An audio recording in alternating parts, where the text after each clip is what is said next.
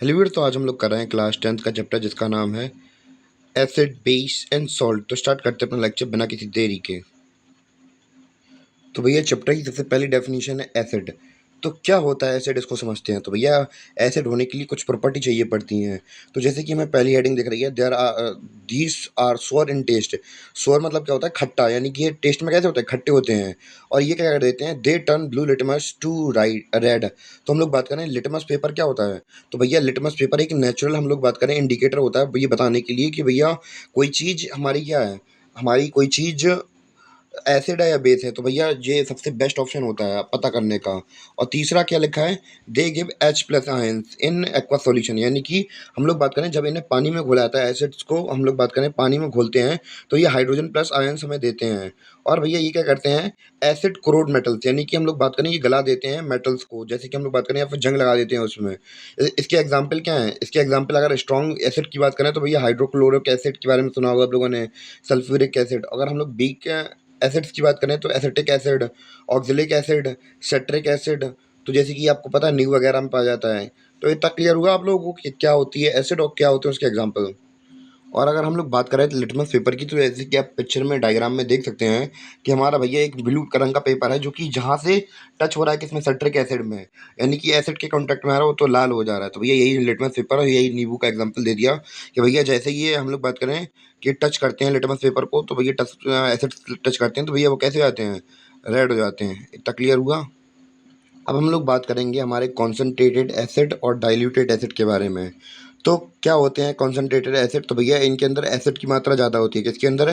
Concentrated acid की मात्रा में, कॉन्सनट्रेटेड एसिड में क्या होता है? एसिड की मात्रा ज़्यादा होती है और वाटर की मात्रा कैसी होती है? कम होती है। कॉन्सनट्रेटेड एसिड में एसिड की मात्रा ज़्यादा होती है और वाटर की मात्रा कम होती है। और डाइल्यूटेड एसिड के अंदर हमारी एसिड की मात्रा कम होती है, पानी ज़्यादा भरा होता है। यानी कि एक तरीके से मान लीजिए अगर आप लोग बाजार में जाके नींबू पानी पी रहे हैं तो भैया वो आपको डाइल्यूटेड एसिड मिलेगा। घर में अगर पी रहे हैं, मम्मी बना रही हैं, तो भैया वो क्या होगा? कॉन्सनट्रेटेड एसिड होगा, कि यानी कि उनमें नींबू ज़्यादा डाला होगा। और बाहर बाहर केवल टोपी पहनाने का काम करते हैं, इसलिए वहाँ पे पानी ज़्यादा डाल देंगे। तो भैया अगर हम लोग एक तरीके से ये कह सकते हैं, कॉन्सनट्रेटेड एसिड के अंदर अगर हम लोग पानी मिला दें तो डाइल्यूटेड एसिड बन जाएगा, क्योंकि भैया यहाँ पे एसिड ज़्यादा था। अब पानी ज़्यादा मिला देंगे तो क्या बन जाएगा? डाइल्यूटेड एसिड बन जाएगा। तो हम लोग कह सकते हैं कि भैया कॉन्सनट्रेटेड एसिड के अंदर हम लोग अगर पानी मिलाएंगे तो क्या बन जाएगा? डाइल्यूटेड एसिड बन जाएगा। इतना क्लियर हुआ। अब भैया बात करते हैं बेस के बारे में। तो भैया बेस की डेफिनेशन समझते हैं। तो भैया ये कैसे होते हैं? ये टेस्ट में कड़वे होते हैं। कैसे? बिटर, यानी कड़वे होते हैं, कड़वे। और दूसरा पॉइंट ये है कि ये they turn red litmus to blue, यानी कि ये रेड लिटमस पेपर को ब्लू लिटमस पेपर में चेंज कर देते हैं। यानी कि हम लोग बात करें कि बिल्कुल एसिड का अपोजिट, यानी कि उसमें हम लोग ब्लू को रेड में कर रहे हैं तो यहाँ से रेड में ब्लू में कर रहे हैं। क्लियर हो गया। They give OH minus ions in aqua solution, यानी कि इन्हें जब पानी के अंदर मिलाया जाता है तो फिर तो ये कौन सा एसिड आयंस निकालते हैं? तो ये हाइड्रो ऑक्साइड आयन छोड़ेंगे भैया। और ये कैसे होते हैं? सोपी इन टच। सोपी इन टच का मतलब क्या होता है? तो भैया ऑब्वियस सी बात है, सोपी होते हैं, ये साबुन होते हैं, तो भैया वैसे ही होते हैं टच में ये। और अगर इसके एग्जांपल की बात की जाए तो भैया अगर स्ट्रॉन्ग बेसिस की बात की जाए तो स्ट्रॉन्ग बेसिस में NaOH, KOH और CaOH2 आता है। और वीक बेसिस के अंदर NH4OH आता है। और हम लोग बात करें अल्कली क्या होती है? अल्कली क्या होती है? These are bases which are soluble in water. ऐसे बेस जो कि पानी के अंदर घुल जाते हैं वो क्या कहलाते हैं? अल्कली कहलाते हैं। जैसे कि एग्जांपल NaOH। क्लियर हुआ आप लोगों को? तो जैसे कि हमने अल्कली के बारे में बात की थी, तो आप लोगों को पता होगा कि हमारे जो साबुन वगैरह होते हैं, फिर हम लोग बात निरमा वगैरह होता है, डिटर्जेंट वगैरह होते हैं, तो भी इसी से बने होते हैं, NaOH से। तो इतना क्लियर हुआ। और ऊपर आपको दिख रहा होगा एग्जाम्पल, हमने सोप की बात की थी। सोप में क्या हो रहा है कि भैया रेड लिटमस पेपर को ये ब्लू लिटमस पेपर में चेंज कर दे रहा है। इतना क्लियर हुआ या नहीं? तो अभी तक हम लोगों ने अपना एसिड और बेस तो कंप्लीट कर लिया। अब हम लोग बात करेंगे इंडिकेटर्स के बारे में। तो मान लीजिए आपको यहाँ पे एक्स नाम का एक कोई सब्सटेंस दे दिया गया, ठीक है। अगर आपको पता करना हो कि भैया इसका नेचर कैसा है, एसिडिक है या बेस है, तो आप लोग कहेंगे भैया टेस्ट करके बता देंगे, भैया कड़वा है तो ठीक है। और अगर हम लोग बात करें खट्टा है तो भैया तो हम एसिड कह देंगे। तो भैया केमिस्ट्री के अंदर भैया किसी को प्रेफर नहीं किया जाता है कि भैया आप लोग टेस्ट करके बताइए कि भैया एसिड है बेस है। तो भैया हम लोग क्या करते हैं? हम लोग इंडिकेटर्स का इस्तेमाल करते हैं। जैसे कि यहाँ पे लिखा हुआ भी है इसकी डेफिनेशन में इंडिकेटर्स में, these are the substance which change their color smell in different type of substance। यानी कि इंडिकेटर ऐसे सब्सटेंस होते हैं जो कि क्या कर लेते हैं, अपना कलर या स्मेल चेंज कर लेते हैं जब ये किसी दूसरे सब्सटेंस के कांटेक्ट में आते हैं। तो हम लोग बात करें, हमारे पास हमारे पास कई प्रकार के इंडिकेटर्स होते हैं। सबसे पहला आता है नेचुरल इंडिकेटर्स। नेचुरल इंडिकेटर्स क्या क्या होते हैं भैया? Those indicator found in nature. Obviously बात है भैया, जो हमारे नेचर में मिलते हैं, जैसे कि हम लोग बात करें पेड़ में मिलते हैं, जैसे कि हम लोग बात करें उन्हें क्या बोलते हैं, नेचुरल इंडिकेटर बोलते हैं। तो इतना क्लियर हुआ। तो अगर हम लोग नेचुरल इंडिकेटर्स की बात करें तो भैया पहला एग्जाम्पल है लिटमस और दूसरा है टर्मरिक यानी कि हल्दी। तो लिटमस पेपर भैया हमें नेचर से मिलता है, यानी कि पेड़ से मिलता है। और ये क्या होता है, जब ये एसिड के कॉन्टेक्ट में आता है तो ये लाल हो जाता है। और हम लोग बात करें अगर बेसिस के कॉन्टेक्ट में आता है तो क्या ब्लू हो जाता है। इतना क्लियर हुआ। और टर्मरिक की बात करें यानी कि हल्दी की बात करें तो भैया ये एसिडिक जब होता है तो भैया ये कैसे रंग का होता है? तब ये येलो रंग का होता है। अगर बेस के कॉन्टेक्ट में आता है तो ये लाल रंग का हो जाता है। तो भैया हमने नेचुरल इंडिकेटर्स के अपने एग्जाम्पल देख लिए, क्या थे, लिटमस और टर्मरिक। हम लोग बात करेंगे दूसरे टाइप्स ऑफ इंडिकेटर्स के बारे में। तो भैया हमने पहले ही बता दिया था कि इंडिकेटर्स हमारे पास कितने टाइप के होते हैं, 3 टाइप के होते हैं, जिसमें कि हमने पहला वही पढ़ लिया नेचुरल इंडिकेटर्स, और दूसरा पढ़ेंगे सिंथेटिक इंडिकेटर, और तीसरा पढ़ेंगे ऑल्फैक्टरी इंडिकेटर्स। तो बढ़ते अपने लेक्चर की आगे और। तो भैया सबसे पहले हम लोग बात करेंगे सिंथेटिक इंडिकेटर्स के बारे में। तो भैया ये क्या होते हैं? केमिकल सब्सटेंस होते हैं जो कि लेबोरेटरी के द्वारा तैयार किए जाते हैं, लेबोरेटरी के अंदर तैयार किए जाते हैं। तो भैया इसके एग्जांपल है मेथिलीन ऑरेंज और दूसरा हमारा फिनोलोफिथिलोन। मैं मेरी प्रोनाउंसिएशन यहाँ पे गलत हो गई है। तो भैया दूसरा वाला है फिनोप्थिलीन। तो मेरी प्रोनाउंसिएशन पहले गलत हो गई थी, अब सही है। फिनोप्थिलीन बुलाते हैं इसे। तो पहले हम लोग बात करेंगे मेथिलीन ऑरेंज के बारे में। तो मेथिलीन ऑरेंज अगर हमारा बात करें एसिड के कांटेक्ट में आता है तो कैसा होता है, रेड हो जाता है। और अगर बेस के कांटेक्ट में आता है तो भैया ये येलो हो जाता है।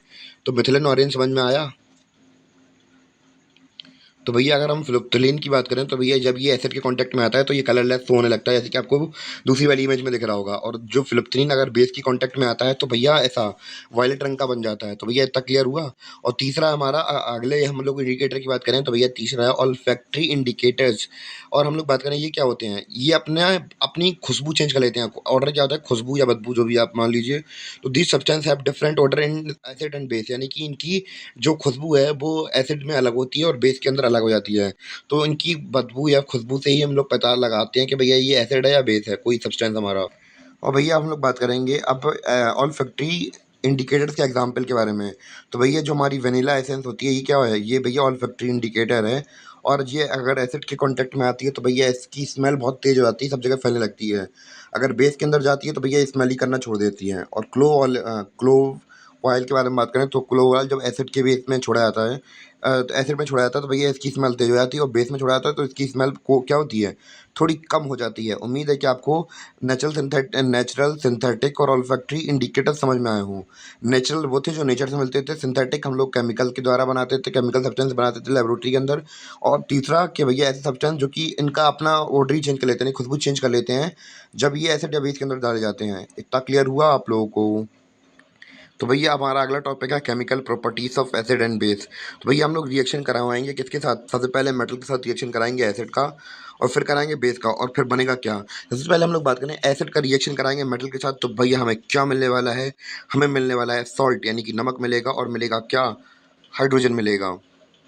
तो भैया अगर इसकी एग्जांपल की बात करें भैया एसिड की, तो भैया 2HCl को हम लोग जब मिलाते हैं किससे, जिंक के साथ मिलाते हैं, Zn के साथ मिलाते हैं। ये क्या है, मेटल है। तो हमें क्या मिलता है, गिब्स से ZnCl2। तो भैया ये हमें क्या देता है, सॉल्ट देता है। और क्या देता है, H2 यानी कि हाइड्रोजन देता है। तो मैं ये फिर से बता दे रहा, एसिड को जो हम लोग क्या, एसिड को जब मेटल के साथ रिएक्ट कराएंगे तो ये सॉल्ट और हाइड्रोजन देगा। एग्जाम्पल है इसका 2HCl plus Zn Gibbs ZnCl2 plus H2। तो भैया ZnCl क्या हमारा सॉल्ट है और H2 फिर हमें पता है हाइड्रोजन है। अगर हम लोग बात करें बेस की, अगर बेस का हम लोग रिएक्शन कराएंगे इसके साथ मेटल के साथ, तब भी हमें क्या मिलेगा, हमें मिलेगा सॉल्ट प्लस हाइड्रोजन मिलेगा। एग्जाम्पल लिखा है 2NaOH plus Zn gives Na2ZNO2 plus H2। और ZNO2 एन सॉरी Na2ZNO2 क्या है, हमारा सॉल्ट है। और H2 हमारी हाइड्रोजन है, एक तो पता ही है आप लोग को। Zn क्या है, हमारा मेटल है। N2NaOH क्या है, हमारा बेस है। इतना बात तो क्लियर होना चाहिए भैया, आप लोग 10th क्लास में आ गए हैं। तो भैया हमने देखा हमारे एसिड और बेस के अंदर हमें मिला क्या, हाइड्रोजन मिली। और हम लोग अगर इसको हाइड्रोजन को टेस्ट करना हो तो भैया एक हम लोग एक्सपेरिमेंट परफॉर्म करने वाले हैं अभी अगले स्लाइड के अंदर। तो भैया उसको सॉल्व करते हैं पहले, मतलब उस एक्सपेरिमेंट को करते हैं। तो भैया सिंपल सा एक्सपेरिमेंट आपको नीचे दिख रहा होगा कि भैया हम लोग हाइड्रोजन गैस जो रिलीज होगी उसको टेस्ट करने का यही तरीका है कि भैया उससे हम लोग बबल्स निकलवाएं।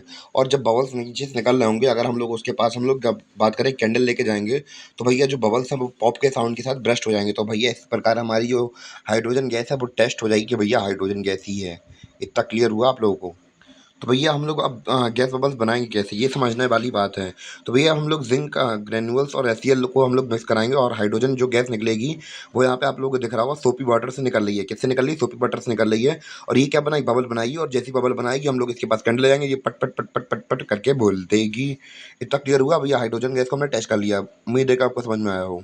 तो भैया हमारा अगला टॉपिक है वो क्या है? Reaction of metal carbonate, metal hydrogen carbonate with acid. तो भैया सब लोग पहले हम लोग बात करेंगे जब हम मेटल कार्बोनेट का रिएक्शन कराएंगे एसिड के साथ तो हम रिएक्शन देखेंगे। फिर हम लोग कराएंगे किसका? बेसिस के साथ भी कराएंगे तो उसका रिएक्शन भी देखेंगे। सबसे पहले एसिड के साथ करा रहे हैं तो भैया एसिड के साथ हम लोग मेटल कार्बोनेट का रिएक्शन करवाएंगे। तो भैया हमें क्या मिलेगा? सबसे पहले हमें मिलेगा सॉल्ट यानी कि नमक। फिर मिलेगा CO2 यानी कि कार्बन डाइऑक्साइड। और फिर क्या मिलेगा? H2O यानी कि वाटर मिलेगा। अगर इसके एग्जाम्पल की बात करें तो भैया 2HCl plus Na2CO3 gives 2NaCl plus CO2 plus H2O। और दूसरा एग्जाम्पल क्या लिखा है हमारे पास? HCl plus NaHCO3 gives NaCl plus CO2 plus H2O। यानी कि हमें दोनों कंडीशन में सॉल्ट मिलेगा, एक कार्बन डाइऑक्साइड मिलेगी और क्या मिलेगा हमें? हाइड्रोजन यानी कि हाइड्रोजन प्लस ऑक्सीजन यानी कि वाटर मिलने वाला है, H2O मिलने वाला है। क्लियर हुआ? सबसे पहले हम लोग बात करें एसिड का रिएक्शन कराएंगे हम मेटल कार्बोनेट के साथ और हमें मिलने वाला है क्या? सॉल्ट प्लस CO2 मिलने वाला है, प्लस उसके साथ H2O भी मिलेगा। सबसे पहले हम लोग बात करें इसमें एसिड क्या है। तो यहाँ पे हमें एग्जाम्पल दिख रहा है तो भैया HCl क्या हमारा? HCl है हमारा क्या? HCl है हमारा एसिड। और मेटल कार्बोनेट क्या है? NaHCO3 क्या है हमारा? ये है मेटल कार्बोनेट। और भैया हमारा क्या? NaCl क्या है? सॉल्ट है, सॉल्ट है, सॉल्ट है। और CO2 की बात करें भैया, ये तो हमें पता ही है CO2 है ही। और H2O के बारे में पता ही है आपको। और भैया जो बेसिस होते हैं वो रिएक्ट ही नहीं करते मेटल कार्बोनेट साथ। भैया जो कुछ करना हो कर लो, हम बोलेंगे नहीं तुमसे। तो भैया रिएक्ट नहीं करते हमारे बेस, क्या नहीं करते हैं?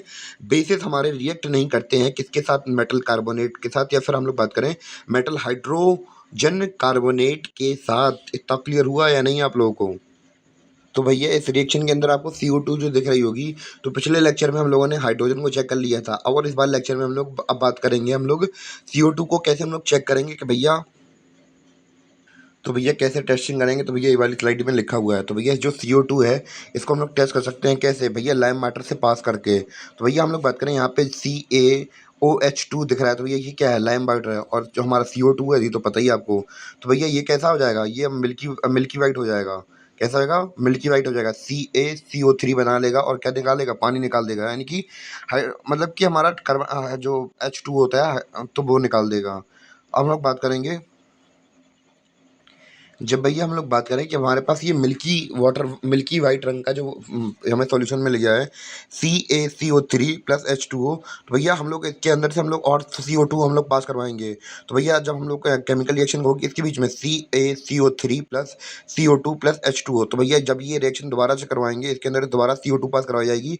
ये फिर से क्या बन जाएगा? ये फिर से हमारा कलरलेस बन जाएगा। और स्टार्टिंग में देखा था हमने कि हम लोगों ने CaOH को हम लोगों ने जब CO2 के साथ मिलाया तो भैया मिल्की वाइट बन गया था और उसके साथ हमारा क्या निकला था? पानी निकला था।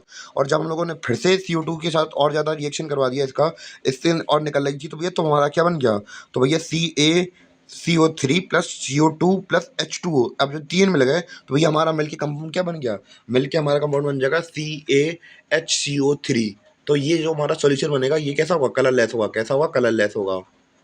तो सिंपल वे में कह सकते हैं कि भैया हम लोग CO2 को कैसे चेक कर सकते हैं? सबसे पहले लाइम वाटर से निकालना है उससे भैया मिल्की, पहले वो हो जाएगी CO2 से पास कराएंगे मिल्की हो जाती है। और मिल्की होने के बाद फिर हम लोग फिर उसे CO2 से पास कराएंगे तो भैया हमारी फिर कैसी हो जाएगी? कलरलेस हो जाएगी। अगर कलरलेस हो गई तो भैया हम पहचान जाए कि हमारी CO2 है। तो इतना क्लियर हुआ या नहीं? अब भैया हमारा अगला टॉपिक है वो है क्या, reaction of acid and base with each other. यानी कि अभी तक तो अलग अलग युद्ध लड़ रहे थे भैया, अब साथ में युद्ध लड़ेंगे तो क्या होगा। यानी कि जो हमारे एसिड और बेस हैं ये अगर खुद में रिएक्शन कराएंगे तो भैया क्या मिलने वाला है, सॉल्ट प्लस H2O, सॉल्ट नमक और पानी मिलने वाला है भाई साहब। अगर हम लोग एसिड एग्जाम्पल की बात करें तो वह एसिड में हम लोग ले लेंगे HCl, क्या ले लेंगे HCl, और भैया बेस में क्या लेंगे NaOH, NaOH, NaOH। तो भैया हमारा निकलेगा क्या, NaCl, NaCl, और साथ में क्या निकलेगा, पानी निकले, पानी पानी पानी, आज ब्लू है पानी, ब्लू तो नहीं हरा दिख रहा है यहाँ पे, तो H2O निकलेगा हमारा। तो इतना क्लियर हुआ। तो भैया हम लोग बात करें कि भैया ऐसी रिएक्शन क्या होगी जब एसिड और बेस को मिलाएंगे तो ये क्या बन जाएगा, न्यूट्रलाइजेशन रिएक्शन बन जाएगी। तो न्यूट्रलाइजेशन रिएक्शन की डेफिनेशन क्या है, when an acid and base react to form water. जब हमारे एसिड और बेस मिलते हैं तो भैया क्या बनाते हैं, वाटर और सॉल्ट प्रोड्यूस करते हैं। तो भैया तो इसे क्या बनाते हैं, न्यूट्रलाइजेशन रिएक्शन कराती है भैया। दोनों की प्रॉपर्टीज, इसकी एसिडिक थी इसकी बेस थी, दोनों मिलकर खत्म कर दिया, ठंडा कर दिया एक दूसरे को। और हम लोग बात करें, it involve H plus ions and OH negative ions to generate water. तो भैया आप लोग देख रहे हैं यहाँ पे HCl हमारा क्या था, H इसके अंदर HCl के अंदर हाइड्रोजन प्लस आयन थे, और हम लोग बात कर रहे थे NaOH के अंदर OH नेगेटिव आयन। तो भैया ये मिलके क्या बना रहे हैं, वाटर बना रहे हैं, वाटर वाटर यानी कि पानी बना रहे हैं। इतना क्लियर। तो भैया हमारा अब अगले टॉपिक की ओर बढ़ते हैं बिना किसी देरी के अपने। अब तो भैया ये रहा हमारा अपना अगला topic, reaction of metallic oxide with acid. यानी कि हम लोग मेटेलिक ऑक्साइड्स को रिएक्ट करवा रहे हैं किसके साथ, एसिड के साथ रिएक्ट करवा रहे हैं। और जो हमारे मेटेलिक ऑक्साइड होते हैं ये भैया कैसे होते हैं नेचर में, इनका नेचर कैसा होता है, कैसा होता है, इनका नेचर होता है बेसिक। जैसे कि एग्जाम्पल लिखा है CaO, CaO, CaO, और इसका एग्जाम्पल, दूसरा एग्जाम्पल क्या है, MgO, MgO, MgO।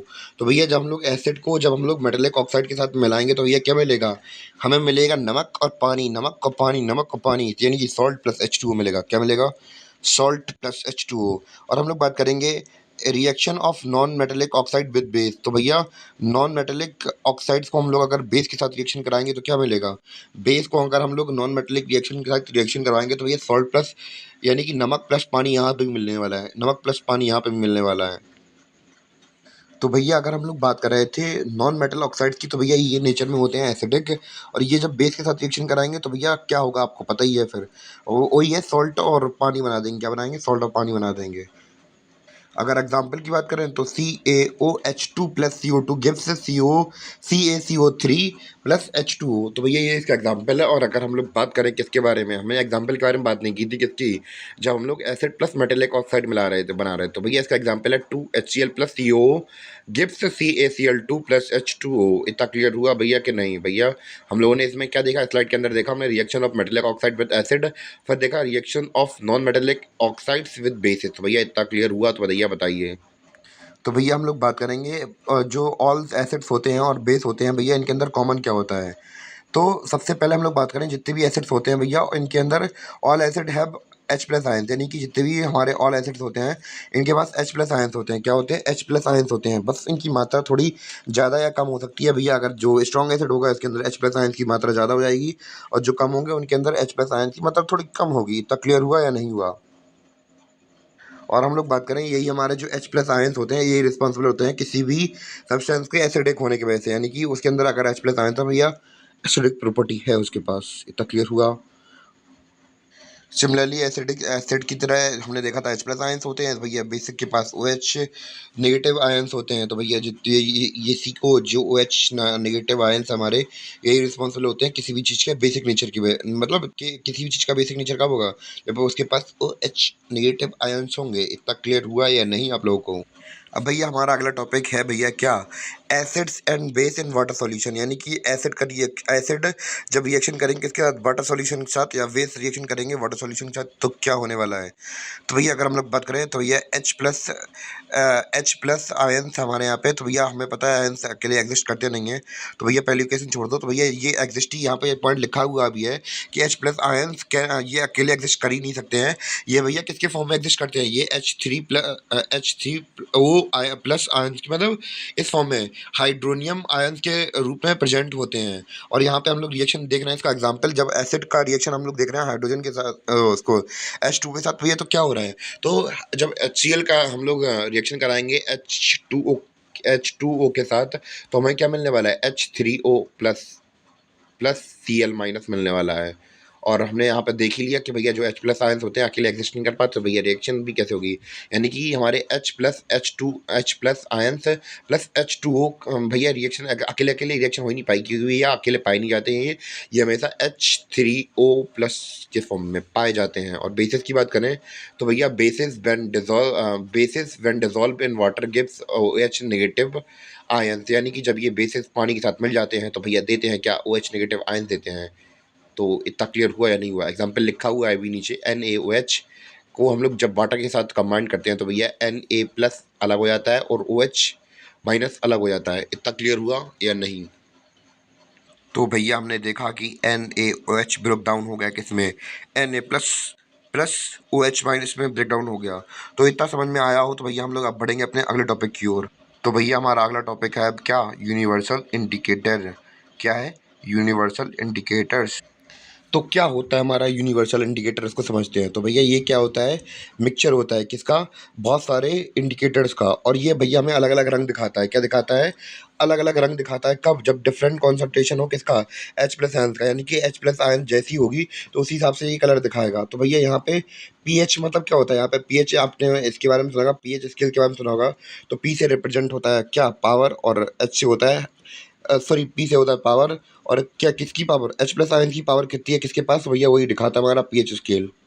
तो भैया कैसे कैसे रिप्रेजेंट करते हैं इसको हम लोग गौर से समझते हैं। तो भैया आपको नीचे यहाँ पे कुछ टेबल दिख रही होगी। तो भैया यहाँ पे 0 1 2 3 4 5 6 7 8 9 10 11 12 13 14 तक नंबर दिख रहे होंगे। तो भैया अगर हम लोग बात करें कोई भी सब्सटेंस हमारा 7 के पास में है तो भैया इसका मतलब वो है क्या है, न्यूट्रल है। और अगर वो धीमे धीमे 6 5 4 3 2 1 की ओर बढ़ रहा है तो इसका मतलब क्या है, वो एसिडिक होता जा रहा है। भले ही हम लोग यहाँ पे बात करें कि हमारे यहाँ पे क्या है, जो एसिडिक नेचर है, तो यहाँ पे हमारे H+ आयंस तो रहेंगे, पर ऐसा नहीं कहेंगे कि बिल्कुल H+ आयंस ही हैं, OH- हमारे पास आयंस नहीं है। यहाँ पे अगर हम लोग बात करें चाहे 2 हो चाहे 3 हो, यहाँ पे भी OH नेगेटिव आयंस रहेंगे, पर कम मात्रा में रहेंगे, यानी कि इधर पे कॉन्सेंट्रेशन किसका ज़्यादा होगा, H+ आयंस का होगा। और हम लोग वही बात करें बेसिक नेचर की, तो हम लोग देखेंगे यहाँ पे हमें बेसिक नेचर, हम लोग बात करें बेसिक नेचर की बात करें तो भैया जैसे ही हम लोग 7 8 9 10 11 12 13 14 तक पहुँचेंगे तो भैया हमारी जो कॉन्सेंट्रेशन की थी किसकी, H+ आयंस की, वो कैसी हो जाएगी, थोड़ी कम हो जाएगी, धीमे धीमे कम होती जाएगी और 40 तक बिल्कुल कम हो जाएगी। और हम लोग देखेंगे यहाँ पे कॉन्सेंट्रेशन किसकी होगी ज़्यादा, यहाँ पे बेसिक के अंदर कॉन्सेंट्रेशन होगी OH नेगेटिव आयंस की। तो भैया इतना क्लियर हुआ या नहीं हुआ? मतलब रहते दोनों के दोनों में दोनों हैं, H+ आयंस भी रहते हैं, OH नेगेटिव आयंस भी रहते हैं। पर जब जब एसिडिक बिल्कुल 1 पे पहुंच जाता है या 0 पहुंच जाता है या फिर 0 पहुंच जाता है तो भैया ये बिल्कुल एसिडिक हो जाता है, यानी कि यहाँ पे बेस की मात्रा बहुत ज़्यादा कम हो जाती है। वही अगर हम लोग बात करें 14 तक पहुंच जाता है तो भैया यहाँ पे बेस की मात्रा ज़्यादा होती है और एसिड्स की मात्रा बहुत कम बचती है। कैसी बचती है? बहुत कम बहुत कम बहुत कम। आया समझ में या नहीं आया दोस्तों? भैया हमारा अगला टॉपिक आने वाला है। हमारा अगला टॉपिक है भैया importance of pH in everyday life, यानी कि हमारी रोज़ की ज़िंदगी में जो पीएच स्केल है भैया उसका इस्तेमाल कैसे कैसे होता है। तो भैया हम लोग बात करें कि आज इससे पहले इस टॉपिक स्टार्ट करें उससे पहले आपको किनारे में यहाँ पे डिजिटल टाइप में पीएच स्केल दिख रही होगी। भैया डिजिटली भी हम लोग इसे नाप सकते हैं। जो हमारे हम लोग बात करें काफ़ी ऐसी हमारे जब मार्केट के अंदर बहुत सारी ऐसी एडवांस डिवाइसेस आ गई हैं जो कि पीएच लेवल बता देते हैं डिजिटली। तो हम लोग बात करें कि अब हम लोग को इंपॉर्टेंट अपना टॉपिक कर देते हैं उसको पूरा करते हैं। तो भैया हमारी जो बॉडी होती है वो वर्क करती है किसके बीच में, 7 से लेकर 7.8 के बीच में, यानी कि हमारा पीएच स्केल कैसा रहता है, इतना रहता है। और हम लोग बात करें पीएच स्केल क्या, हम लोग बात करें अगर किसी रेन में अगर हम लोग बात करें और उसका हम लोग बात करें उसका जो हम लोग बात करें अगर उसका टेस्टिंग करते हैं और जो उसकी हम लोग बात करें सॉल्यूशन है या फिर बूंदें हैं भैया उनकी कैसी होती हैं, 5.6 से कम होती हैं। कैसी होती हैं? 5.6 से कम होती हैं। तो हम लोग उस फाज को क्या कह देते हैं, एसिड रेन कह देते हैं। और हमारा भैया पेट क्या को निकालता है, हमारा पेट भी क्या निकालता है, HCl निकालता है काफ़ी मात्रा में। और हमारा भैया हमारा जो पेट है, हमारा जो दांत है वो सड़ने लगते हैं कब, जब हमारा मुंह का जो पीएच स्केल है यानी कि 5.6 होता है भैया, तो 5.5 से अगर कम हो जाए हमारा पीएच लेवल मुंह का तो भैया हमारा जो दांत है वो क्या करने लगेंगे, सड़ने लगेंगे। इससे बचने के लिए हमें क्या करना चाहिए? ब्रश करना चाहिए। और हम लोग बात करें हर plant need specific pH for their healthy growth. तो भैया अलग-अलग प्लांट्स को अलग-अलग स्पेसिफिक पीएच इसकी ज़रूरत होती है अपने आप को हेल्दी रखने के लिए। और जो बहुत सारे एनिमल्स होते हैं जैसे कि मधुमक्खी आपको दिख रही होगी नीचे, तो मधुमक्खी अपना क्या करती है? सेल्फ डिफेंस की तरह इसको इस्तेमाल करती है मेथनोइक एसिड का। तो भैया मेथनोइक एसिड किसके अंदर होता है? जब ये डंक छोड़ती है भैया, वो उसके अंदर मेथनोइक एसिड होता है। तो भैया ये रिएक्शन करता है आपके सेल के साथ और भैया चिल्ला के बहुत कस के दर्द होता है जब ये अपना डंक घुसा देती है आपके शरीर के अंदर। तो भैया हमारा अगला टॉपिक है भैया सॉल्ट। तो भैया सॉल्ट क्या होते हैं? एक आयनिक कंपाउंड होते हैं जो कि बनते हैं किससे? न्यूट्रलाइजेशन रिएक्शन से। तो भैया इसके बारे में हम लोग पहले ही पढ़ चुके हैं। और हम लोग बात करें कैसे बनते हैं, तो भैया वही है, एसिड प्लस बेस को मिला दो भैया सॉल्ट बन जाता है हमारा। अगर इसके एग्जाम्पल की बात करें तो भैया NaCl जो कि हम लोग किचन में इस्तेमाल करते हैं, CaCl। तो और हम लोग बात कर रहे थे कि भैया और भी दूसरे केमिकल्स होते हैं जो आपको लिस्ट दिख रही है 1 2 3 4 5 जो हमसे इंपॉर्टेंट पूछे जाते हैं। तो भैया ये केमिकल्स बनते हैं किससे? सॉल्ट से बनते हैं। इनको हम लोग आगे से चल के स्लाइड्स में बहुत डिटेल समझने वाले हैं। तो भैया हम लोग पढ़ रहे थे केमिकल्स के बारे में, जो कॉमन सॉल्ट, जो केमिकल्स हम लोग बात करें किससे बनते हैं? कॉमन सॉल्ट से बनते हैं। सबसे पहले हम लोग बात करेंगे सोडियम हाइड्रोक्साइड के बारे में, यानी कि NaOH के बारे में, जिसको हम लोग कास्टिक सोडा के नाम से भी जानते हैं। तो भैया जब इलेक्ट्रिसिटी पास कराई जाए किसमें?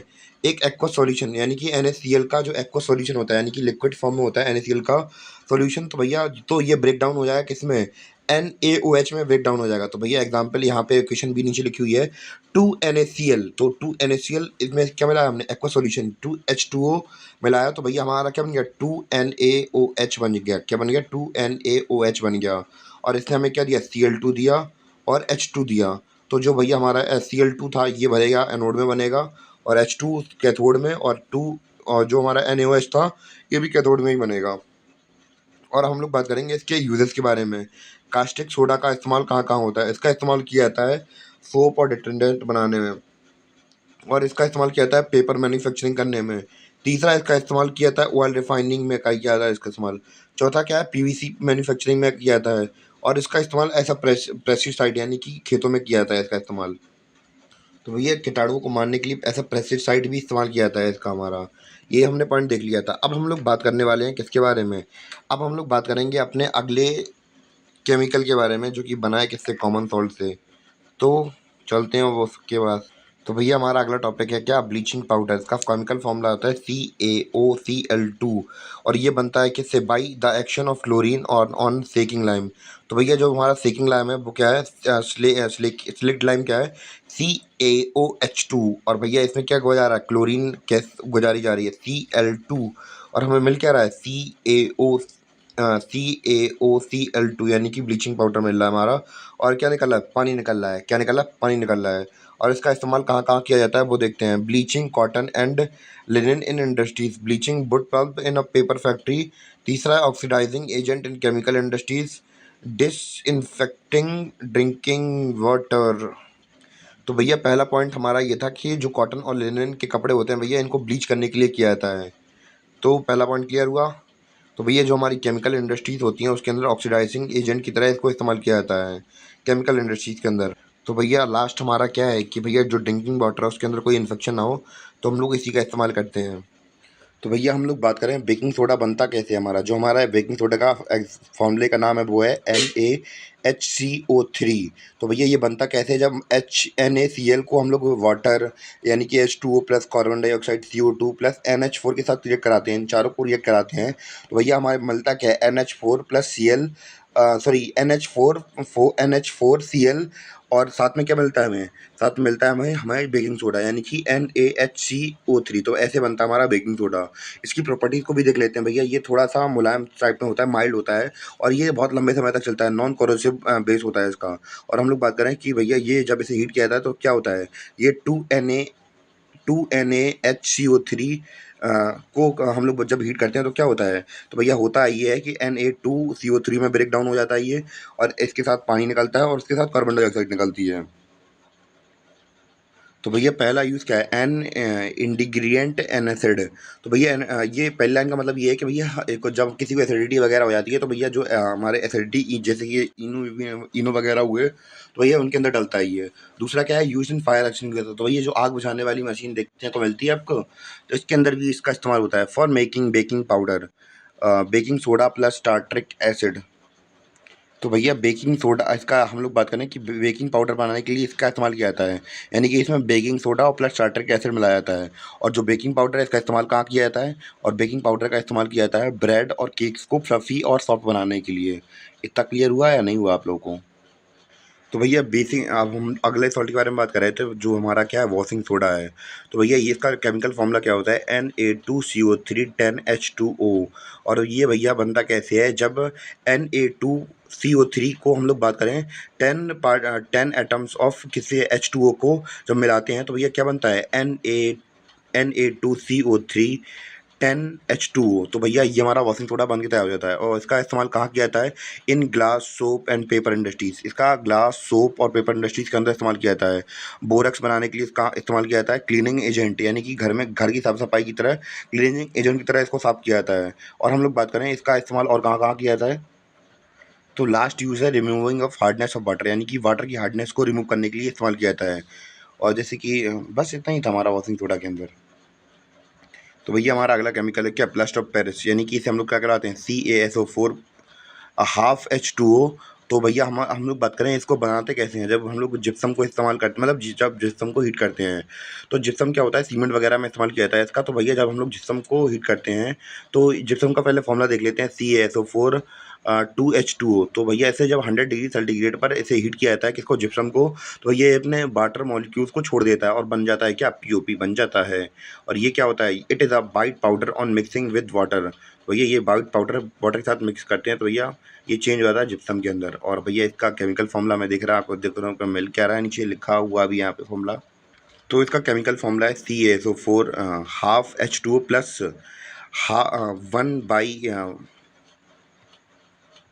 1/1.5 H2O गिव्स CaSO4 2H2O। तो भैया ये मिलता है। और इसका इस्तेमाल कहाँ किया जाता है, डॉक्टर इस्तेमाल करते हैं इसका, फ्रैक्चर वगैरह में आप लोगों को हो जाता है, फ्रैक्चर वगैरह हो जाता है तब ये काम आता है। और इसका इस्तेमाल किया जाता है खिलौने बनाने के लिए, डेकोरेट मटेरियल बनाने के लिए, जैसे कि आप लोगों ने फूल वगैरह देखे होंगे घरों के ऊपर लगे रहते हैं, ऐसे प्लास्टर ऑफ पेरिस के डिजाइन वाले।